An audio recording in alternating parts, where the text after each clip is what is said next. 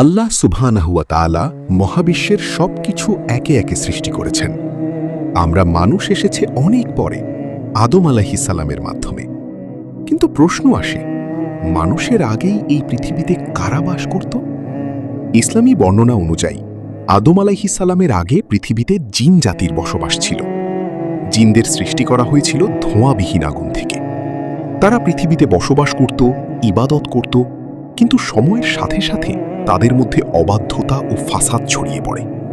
পৃথিবীতে অস্থিরতা তৈরি হলে আল্লাহ ফেরেশতাদের পাঠান তাদের দমন করতে। ইবলিসও তখন ইবাদতে শ্রেষ্ঠ হওয়ায় ফেরেশতাদের সাথে। আল্লাহ সুবহানাহু ওয়া তাআলা মহাবিশ্বের সবকিছু একে একে সৃষ্টি করেছেন।